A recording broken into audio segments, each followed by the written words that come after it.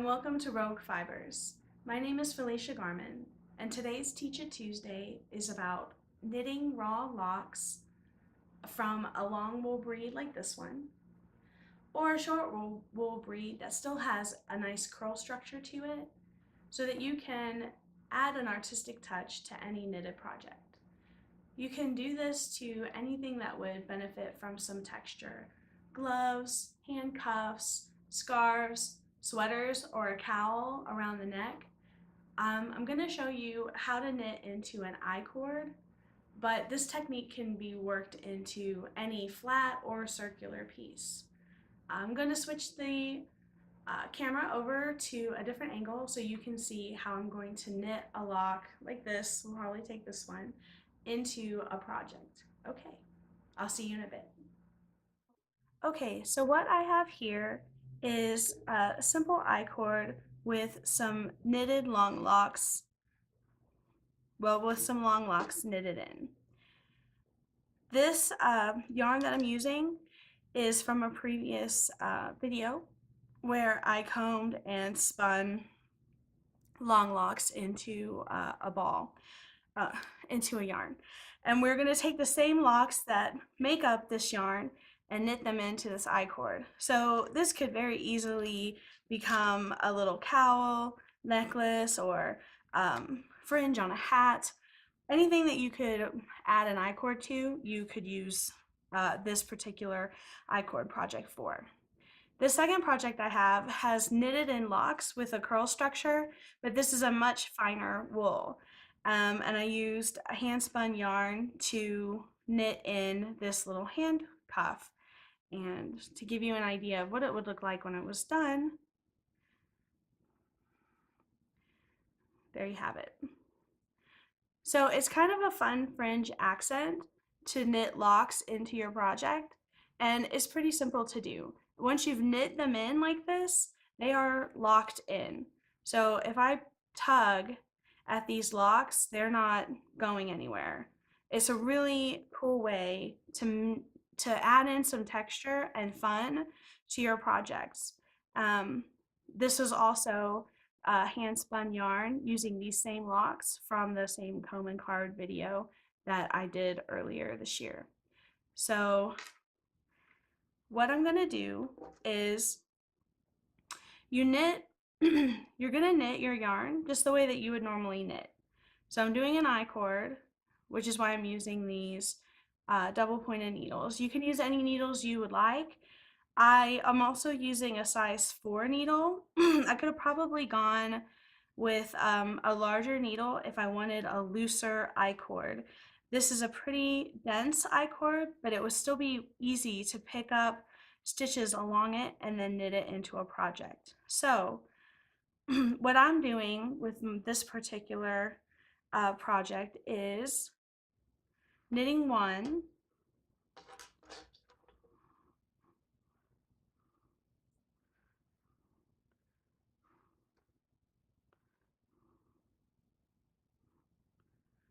and then adding my lock.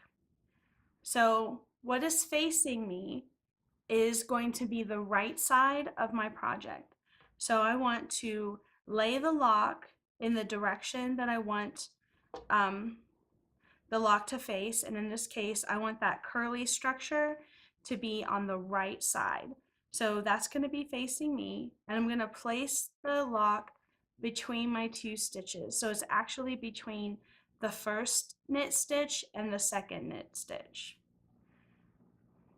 I want to leave about 1.5 to 2 inches of the curly portion, or I'm sorry, of the cut portion of the lock behind my work, and I'm going to knit this into my project.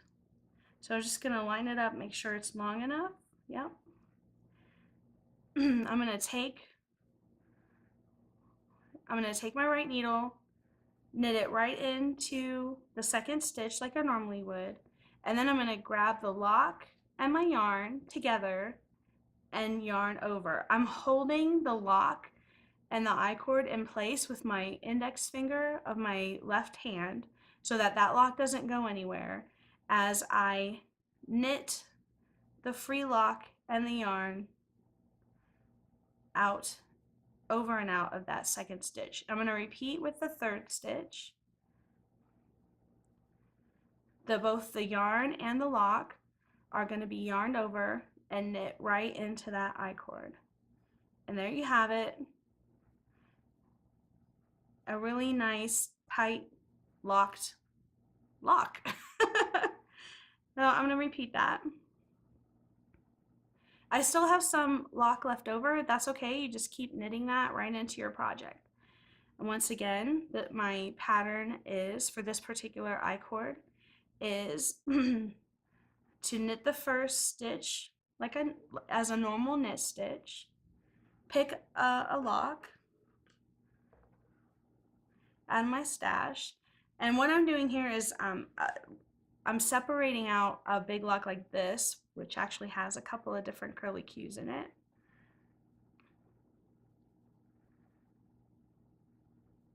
I'm going to knit those in separately. You can do this however you want. The difference will be the density of your fiber fringe. Mine is not very dense, and it's because I'm using a number 4, size 4 needle. If I had used a larger size needle, then I would probably get away with keeping these locks together. But I don't want my I-cord to be too dense. Okay.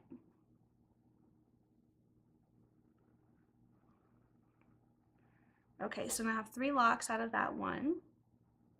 I'm gonna add this one into my project. So I had knit a regular knit stitch, and I'm going to lay my lock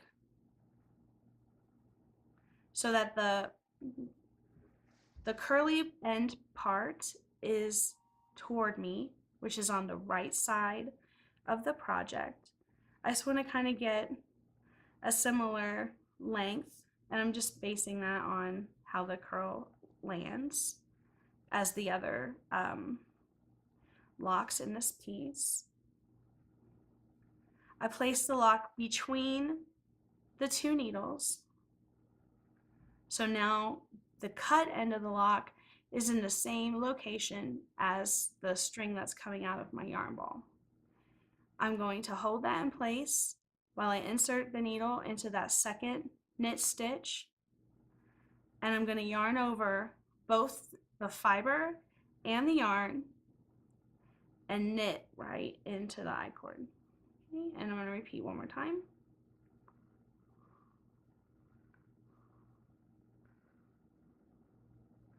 There you have it. So I'll show you a couple more times. I have lots of fiber left over, and that is quite okay. It's okay if you only have enough fiber to yarn over the fiber and the yarn for 1 or 2, for 2 stitches. That's what I recommend. 1 stitch probably isn't enough, and your lock might come out of the project, but 2 stitches I have found is the perfect amount. And if you get more, obviously, that's better. So again, front facing, get that lock right in between the 2 needles. Check my length a little bit. It doesn't have to be perfect. And if your locks kind of come undone a little bit, like this one looks like it's coming apart a little bit, losing its lock structure, all you have to do when you're finished is get your project wet and put a little bit of conditioner in these loose locks and let them dry just like you would with curly hair. And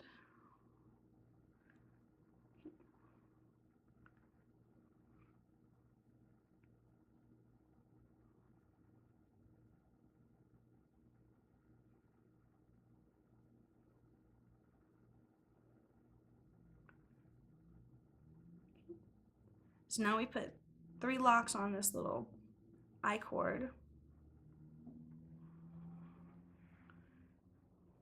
So I kind of see this being used with something like a Stephen West project. He loves to use I-cord bind-offs and I-cords in the middle of his projects. I kind of think it would be cool to add something like this in a project where you're using a bunch of different textures, a bunch of different colors of yarn, and it would just be fun and something different, unique. I've seen a lot of um, loose locks like this used in cuffs, in socks, like especially at the top of a sock, in making collars. You could make your own um, boas. I know Natalie Redding likes to make boas out of her locks, but instead of spinning, you could just knit it in and it would give a similar effect, but you don't have to be a spinner to do it. So that is how uh, our little I-cord collar piece is looking. And as you can see, it's super easy. It's very similar to knitting double-stranded, or if you've ever done what are those mitts with the merino, with the soft little merino touches. It's the same kind of a technique that you would use. So you would use the same technique for a flat project as well, and I'll knit up a quick swatch and then show you how to use a finer lock and get the same effect. Okay, I will be right back. Okay, so what I have here is some of my handspun yarn. It's the same yarn that I used in this little cuff project. And I'm going to use the same kind of locks. They're over here that I used for both this yarn and the fuzzy little accent of the cuff. I'm not going to remake a cuff for you. I'm going to knit this flat to show you that you can knit in locks for any project that you want. So I'm just going to set this aside.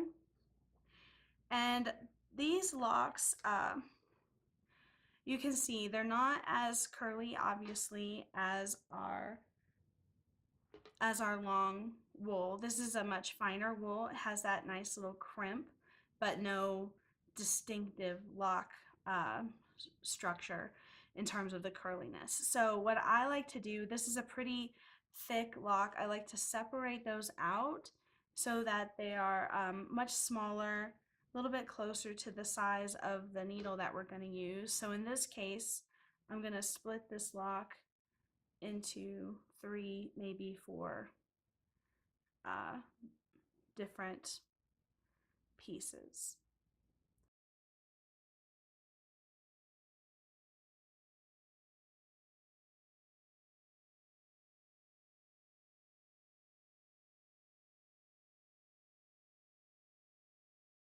Okay, so this last piece actually looks like it wants to be broken into, so that is what I'll do. So what I found is that the lock will kind of tell you what it wants to do, and I just let that happen. So I've aligned all these locks so that the end, the tip is facing me, and the cut end is away from me. And what I'm going to do is knit them in again so that the lock is facing me and the cut end is going to be on the back end of my project. I just cast on 20 stitches, and then I did a 1x1 rib for 3 or 4 rows.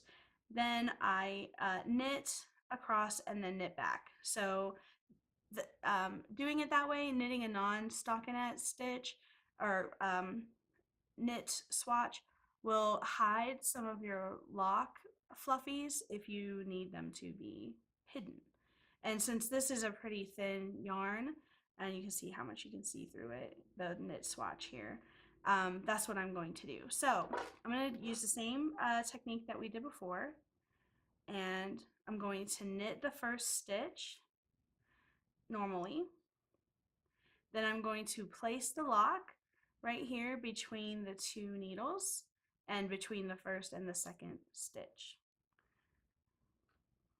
I'll lay that lock down between those 2 needles,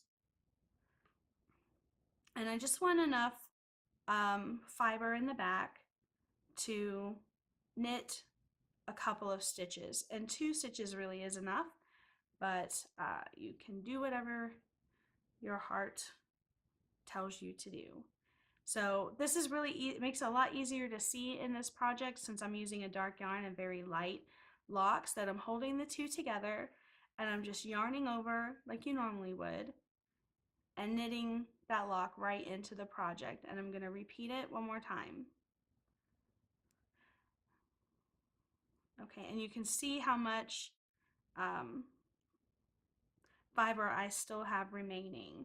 Also, you might have noticed that I was pulling the lock apart a little bit because I'm using my index finger and my thumb of my left hand to kind of hold that lock in place while I yarn over and knit the stitch so that I don't lose any more length. But you can see this stitch is, I mean, this lock is in there. So, so I knit one regular, knit two with the lock and tip or end in with the yarn. So I'm going to do it one more time. Lay that lock down. And what I like to do is kind of try to get the same length out of the locks. So you see my cut end piece is a little bit shorter than it was before. I'm going to hold both the lock ends together with the yarn over, and knit one more time with all of the fiber and the yarn held together. They're in there. So every 2 stitches, I'm adding another lock. It doesn't have to be precise, they don't have to be the same length on the front end, but it is kind of nice. It looks a little bit more well planned, that you don't have too many short pieces with longer pieces. And it just means that if you have a longer piece, like this one's pretty long, you would just carry the fiber further along your project than some of your other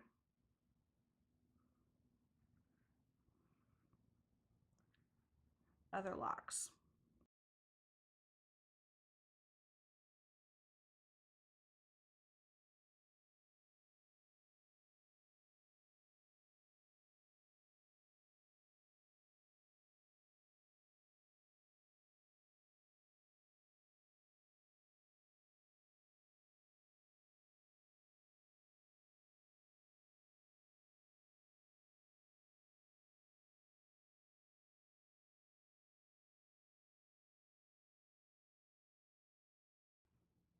What's nice with the curl in the lock is that if you do have pieces that aren't exactly the same length, that's okay because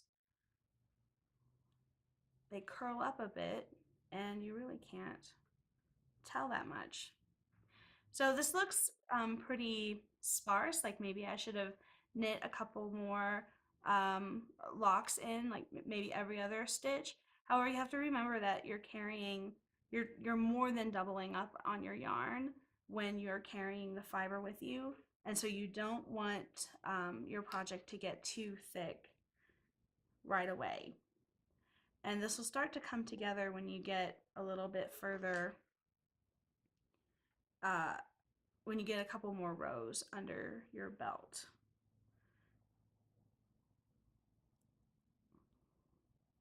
However, I think you should do just whatever you feel like doing. If you want to add in a new lock every stitch, then you should do it because it's your project. I think it would look great either way. It definitely would look more like,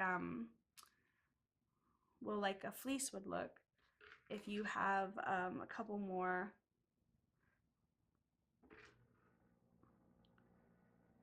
locks on every row than I'm going to do.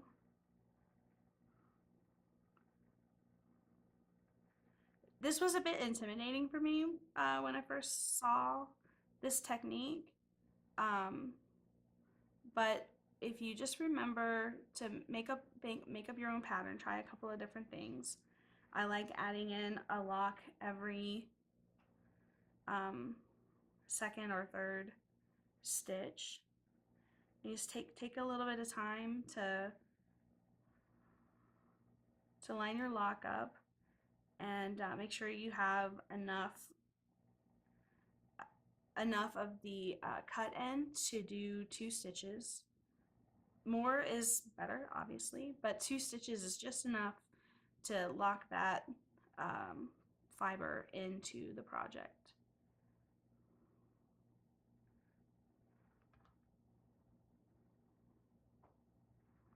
So here's a thicker piece. I'm going to leave that thick so you can kind of see the difference between what I have been doing. This is about twice as thick a piece of lock that I would normally do.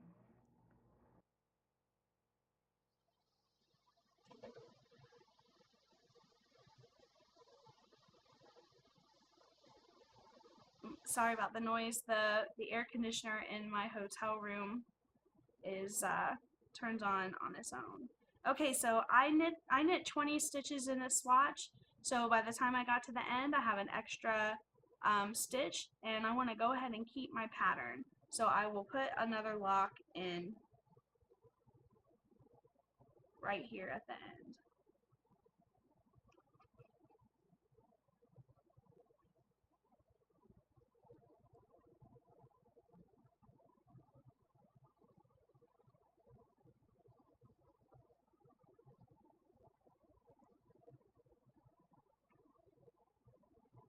Okay, so here's the right side of my project with the first row of locks knitted into the row. You can already see how thick the fiber is making your knitted row, and that's okay. So what I recommend doing, well, we can do a couple of things actually. We can knit, just knit straight across this row and give the project a bit of space to relax, and then go in on our third row and knit in some more locks. So that's what I'm going to go ahead and do that, show you what that would look like.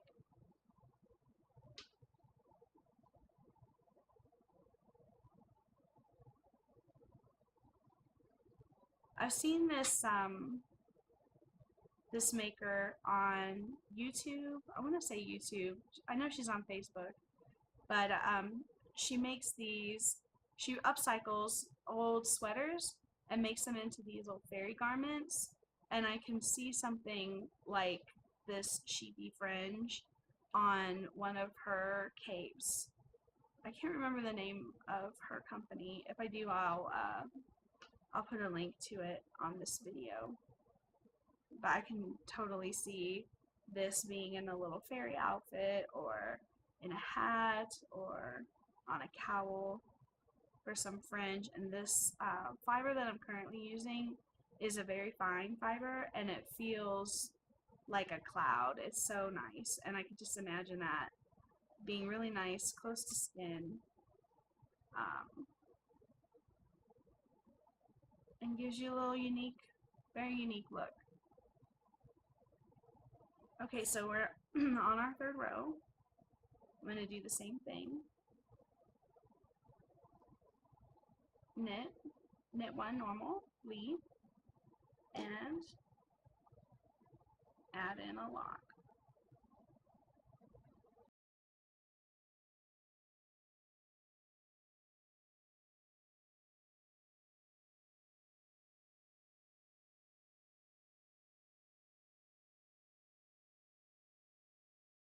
So already you can see, even though I'm only knitting in every 2 or 3 stitches, that this is layering. It's starting to layer, and it will look super thick. So I'm just going to keep going and show you what this looks like in a little bit.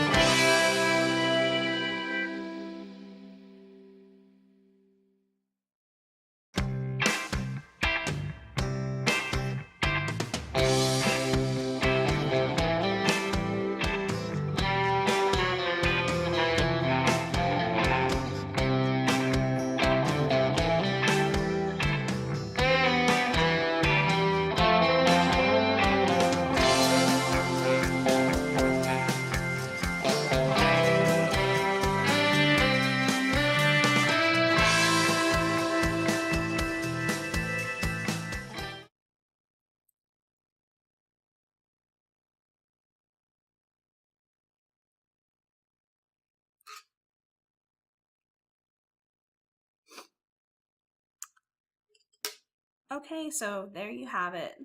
There's a nice little fringe. You can see, even though these locks are all on different rows, this would be a really cool fringe for a scarf. You can just keep knitting up, or for the bottom of a hat, or maybe even for the middle of the hat, so that you've got this fringe hanging down, but it's not too much in your face. This would make a great cowl. I love all of the different applications of this, and it works just as well for those traditional lock type fibers that you would use, like a Wensleydale or Teeswater, as it does for a merino or Croydale. So this is what the front of the project looks like, and in the back, this is what the back looks like. So we did a knit, so you can kind of see how it hides some of the knitting in of the locks that we did. And by carrying it through the yarn, you don't have a whole lot of ends sticking out. And these locks, they're in there. They're not coming out. So you can see how hard I'm pulling on this project. And they're not going anywhere. It's great. So if any of you guys have tried knitting with locks in your projects, put those in the comments and share what you've done with me. All right, thank you so much. If you like this video and you want to see more from me, please go to roguefibers.com. Follow me on YouTube. You can also find me on Instagram and Facebook as Rogue Fibers. Thank you so much, and I'll see you next time. If you found this video useful, please give it a thumbs up. If you'd like to see more videos like this, let me know in the comments below and hit the subscribe button. You can check out some of my other videos here, and don't forget to join me on all the social medias as Rogue Fibers to see my latest projects. Thanks for joining me today. Until next time, make, create, go rogue.